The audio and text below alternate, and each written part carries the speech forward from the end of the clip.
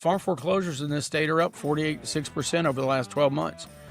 And now we've got farmers. The Farm Bureau says 78% of farmers said they can't buy their full fertilizer order this year. They can't buy diesel fuel to fill their equipment to bring the crops in they've got. So, I mean, we're just looking at people that would never consider voting against a Republican 5 years ago are now seriously beginning to realize there's a guy in office that is not working in their best interest.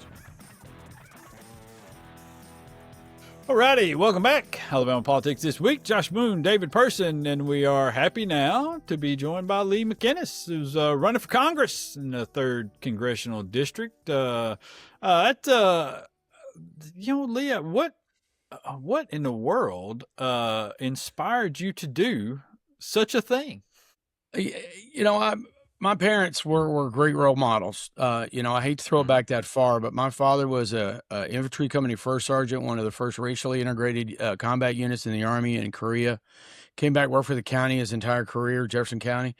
My mother was a union member, worked for the telephone company. She was a union member for 40 years. So public service and looking out for others was part of me growing up. I spent 30 years in the Army and in the intelligence community serving the nation. And then when my wife and I came back home to my native Alabama, I grew up in Homewood. And we came back. It didn't take me, we live in Opelika, and it didn't take us very long to figure out that the representation we have in Congress now and for the last 24 years was not serving this district. The 11 counties here in East Alabama, we're largely rural. We have healthcare deserts. We have food deserts. We have, we had 42,000 families on SNAP in this district. Now we're down to 36. And it's not like those 6,000 families bounced above the poverty line in the last 12 months.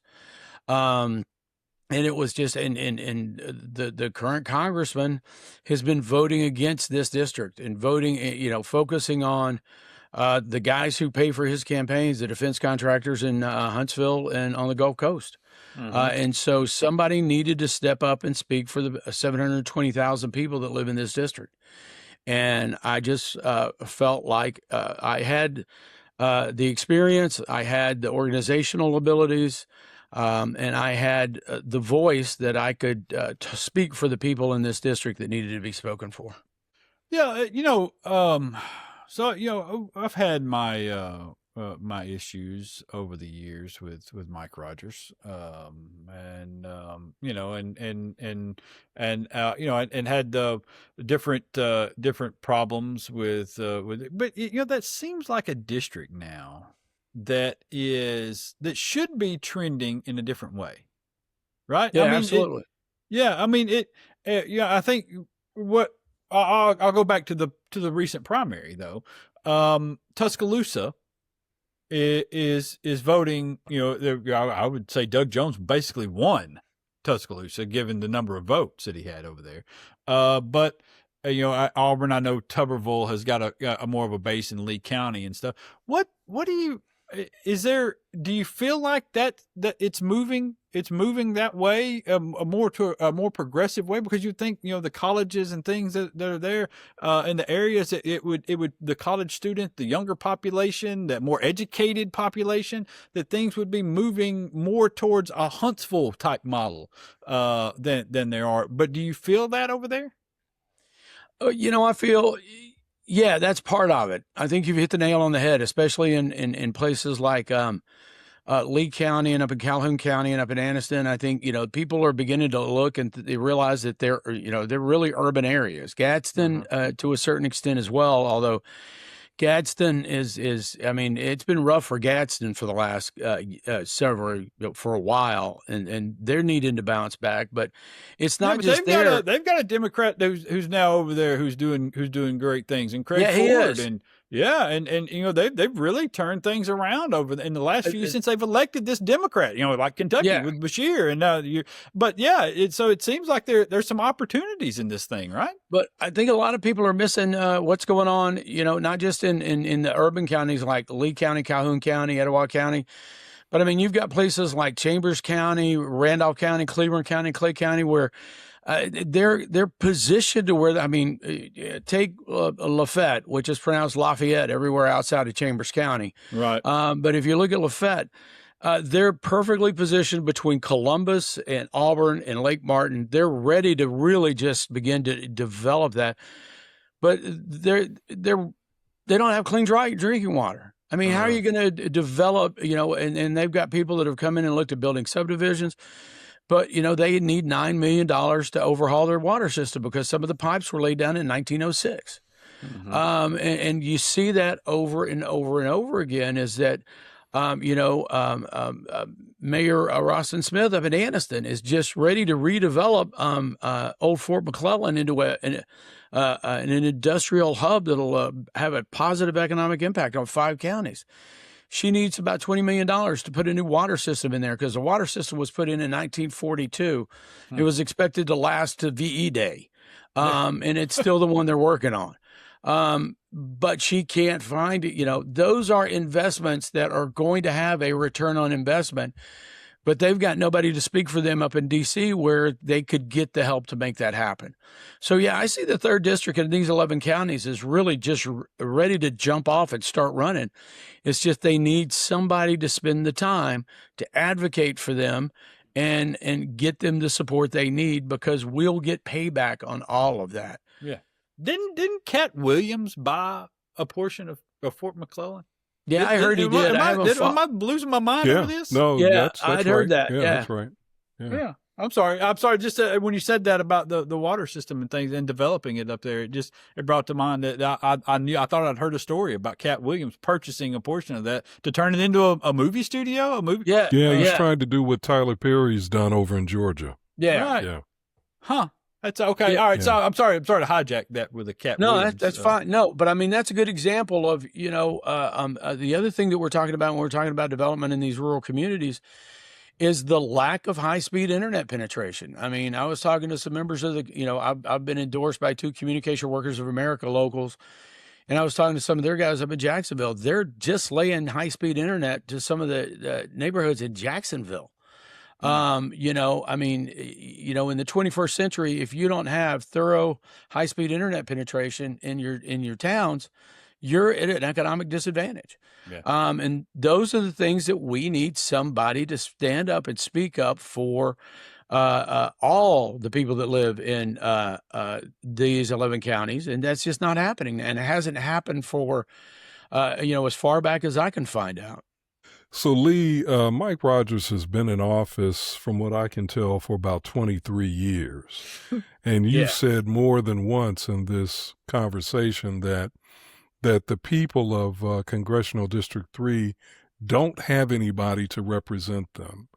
What's your take on what Rogers has been doing, and maybe even more importantly, if he's so disengaged, why has he been reelected multiple times since 2003? All right, David, you're about to get me in trouble. Just I want you to know that going in here. Right. He's good about that. He does that to me all the time. Yeah. Yeah. Part of the fault has got to be laid at the feet of the Democratic Party. I mean, we ran nobody in 2022 or in 2024. He ran uncontested. In 2022, we didn't. The person who ran, I've met her. She's a wonderful person, dedicated to her community.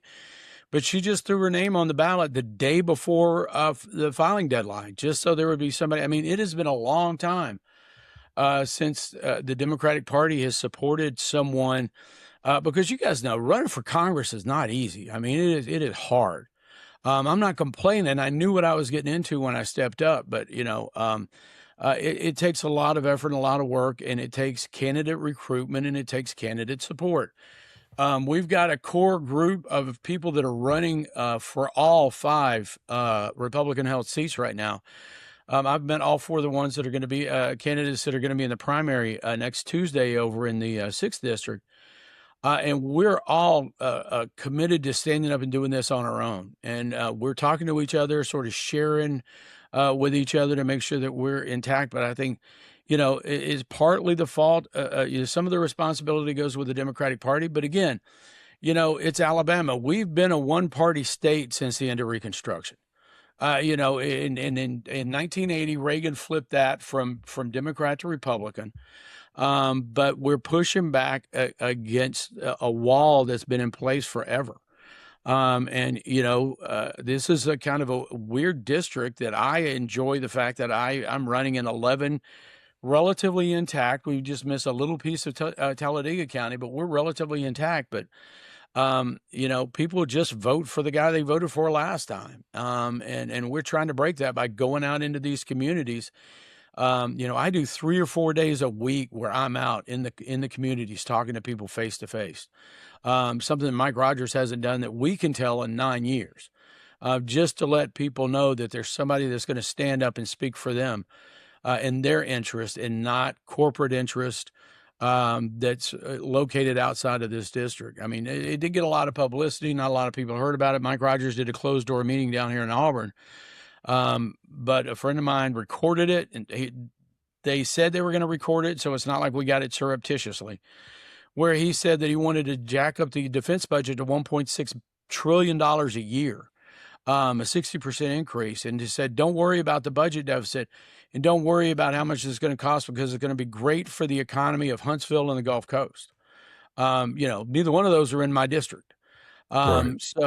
We know what he's focused on, and he won't talk to the people so they can tell him what he thinks about them. But, until the Democrats have run somebody who's really ready to get in and fight for this district, we shouldn't have expected much different.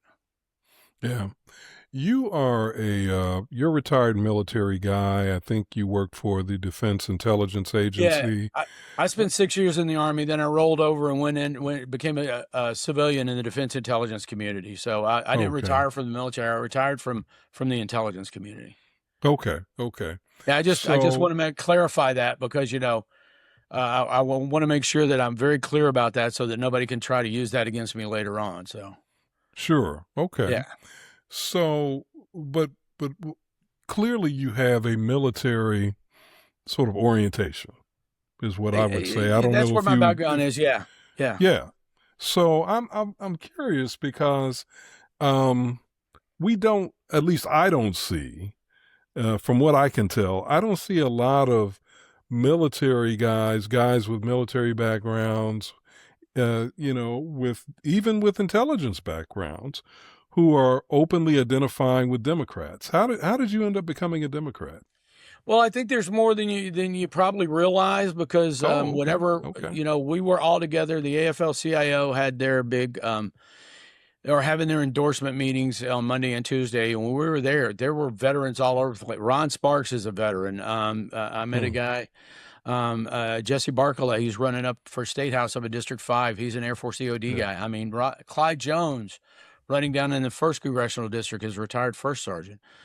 I think you're seeing a lot more. And for me personally, I was I freely and openly admit this. I was a Republican for a long time, because I was deeply ingrained and involved in national security. That's where that's where I lived, literally.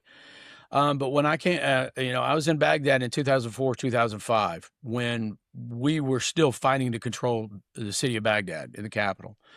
We were fighting to control Al-Anbar province.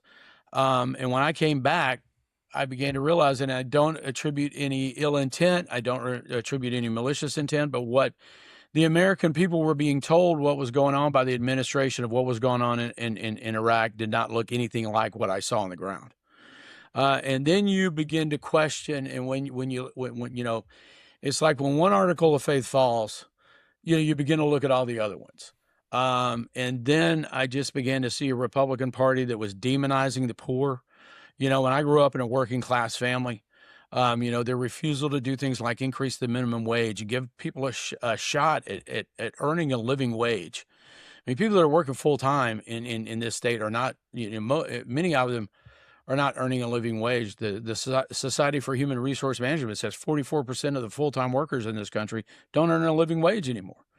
And the fact that we are still running a for-profit healthcare system that just ices out millions of people from getting minimal health care.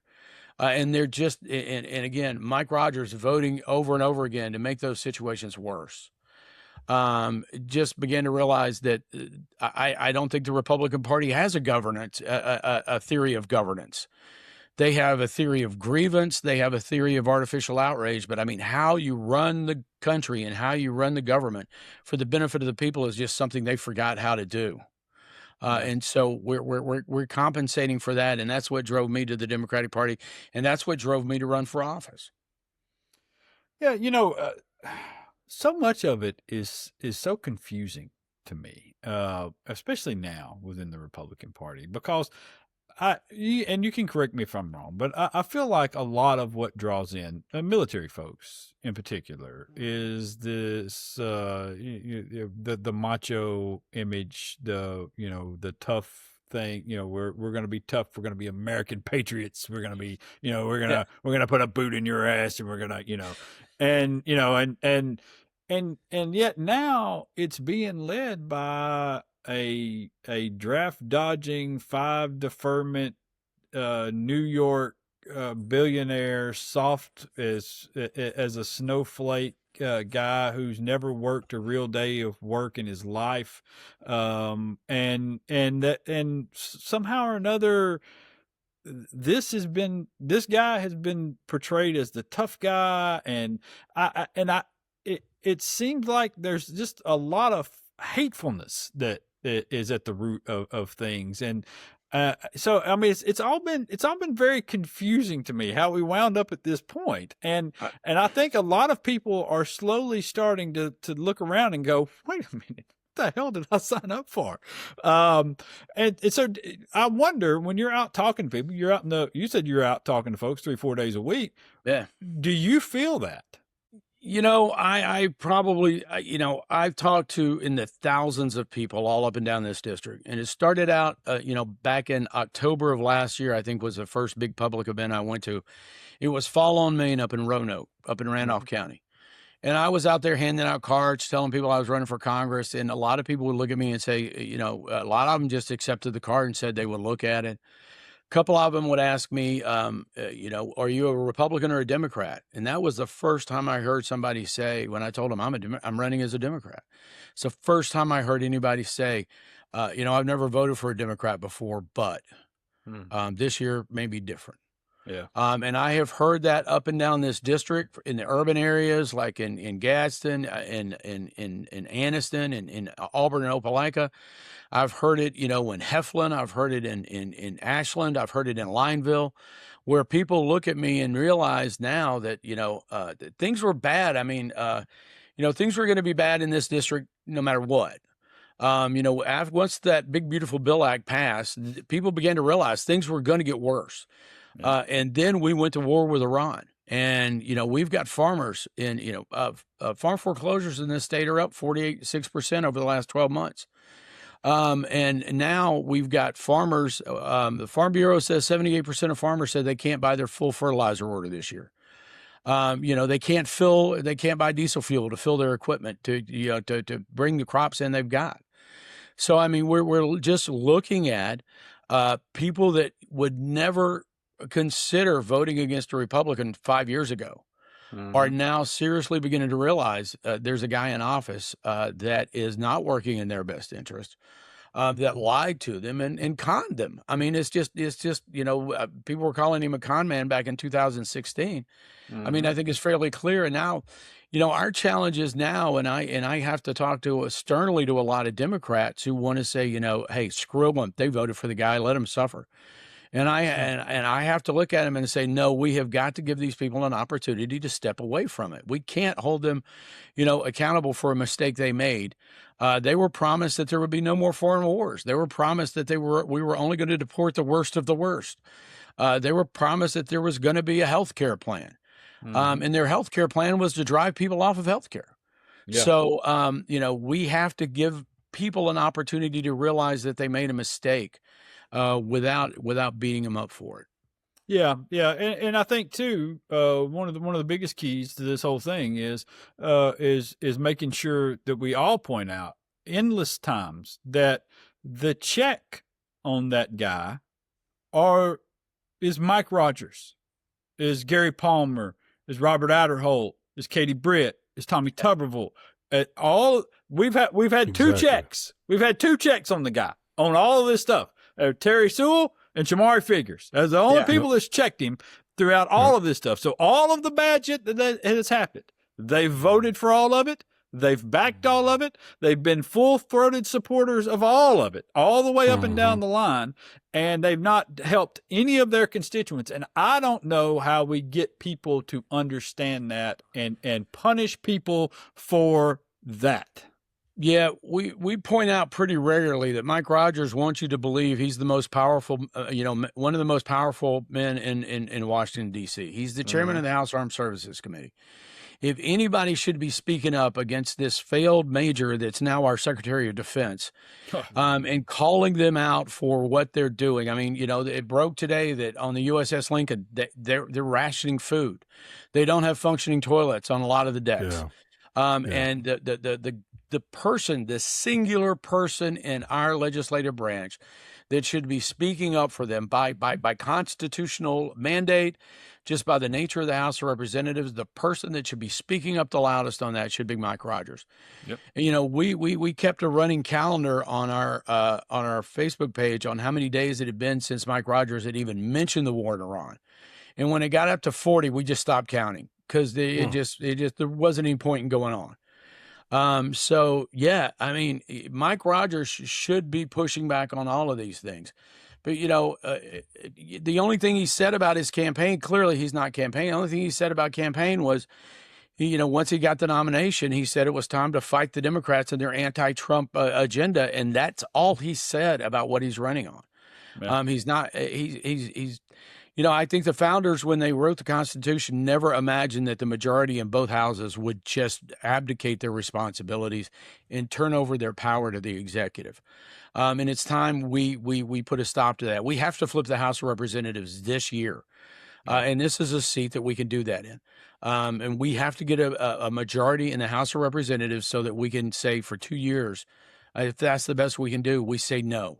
Yeah. We've got a lot of things we're going to be fighting for. We're going to be fighting for the Protect the Right to Organize Act, so that workers have a right to collectively bargain. We're going to be fighting that, for the idea that every child in this nation deserves a free, quality education delivered in a safe environment. We're going to be fighting for the idea that workers are more important than corporate profits and CEO bonuses. I mean, we're going to be fighting for the civil rights that, we're going to, bring back the John Lewis Voters' Rights Advancement Act so that, defending every person's right, the most basic right we have in this democracy is the right to vote. And that is, I have never imagined that simple right will be as threatened as it is today.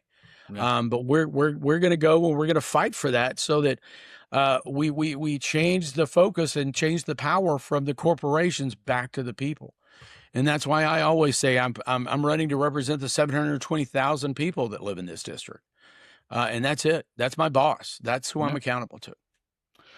Well, listen, Lee, we really appreciate you coming on, and I appreciate y'all giving me the time. Getting out. Yeah, man, absolutely. Yeah. And and listen, I hope that your campaign can get Mike Rogers as mad as Matt Gaetz at a late night hearing sometime. But we really do appreciate what you do and getting yourself out there and taking on the challenge and keep it up, man. Keep it up. It's what people need to hear. They need to hear what's out there. So we really do appreciate you. I appreciate it. And people can go to my website, Lee McInnis, 4 Alabama.com. They can find me on Facebook at Lee McInnis 4 FOR Alabama, and I'm also on Instagram. So yeah, we try to, post stuff fairly regularly so people can see where I'm going to be, what I'm going to be doing, and what we're hearing from the people that we're talking to. So we'd love to have people come around and look at our social media and show up at our events and ask us those tough questions you promised at the beginning of this show. That's right. That's right. That's right. Hey, Lee, man, we really do appreciate you, man. Thank you so much. Thank y'all. Take care. We'll talk soon. All righty. Thank you. That's Lee McInnis. Y'all get out and vote for him and engage with him and spread the word around. We're going to slide out. We'll come back in just a minute. It's Alabama Politics This Week. We're back in a moment.